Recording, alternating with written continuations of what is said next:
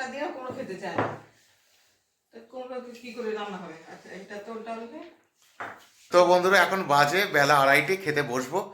আর চানটা সবে করেছি, করে একেবারে ঠকঠক করে কাঁপছি। এরকম একটা ব্যাপার, বাইরে ওয়েদারটা না মানে দেখে মনে হচ্ছে এখন হয়তো সবে সকাল হচ্ছে, এরকম একটা ব্যাপার। ঠান্ডা বাড়ছে, আরও বাড়বে।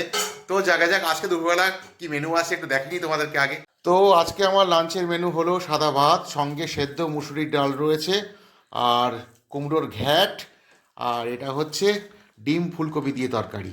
তো ভাতটা একটু টেনে নিই, গরম ভাত, তার সাথে গরম গরম সেদ্ধ মুসুরির ডাল। অসম্ভব ভালো লাগে, একটু ঘুলিয়ে নিই জাস্ট এরকমভাবে নিয়ে, ব্যাস।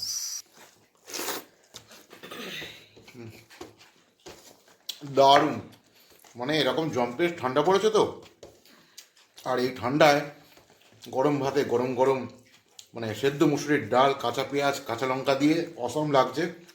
আর সঙ্গে চাট হচ্ছে এই কুমড়োর ঘ্যাট। কার কার ভালো লাগে? তো খেয়ে দেখি। বেশ ভালো, মানে দারুণ লাগছে কিন্তু, যাই বলো। তো ডাল খাওয়া হয়ে গেছে, অল্প একটুখানি কুমড়োর ঘ্যাট রয়েছে, একটু ভাতে মাখি। আমার মায়ের আবার কুমড়োটা খুবই পছন্দ, দারুণ। হ্যাঁ, একটু ব্যঙ্গ করেই বললাম, মায়ের একদমই পছন্দ না আর কি। তো কুমড়ো আনলেই মা বলে কুমড়ো কেন এনেছিস।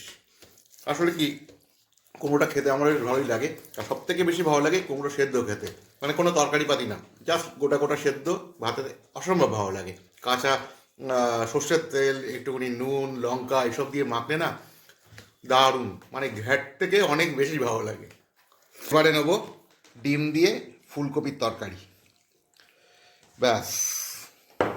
তো ডিমটা একটু সাইডে রাখি, বেশ কড়া করে ভেজেছে দেখো। তো ভাত মাখতে গিয়ে দেখলাম এর মধ্যে মা পেঁয়াজ কলিও দিয়েছে, এই দেখো। তো মোটামুটি মাখা কমপ্লিট, একটু খেয়ে দেখি।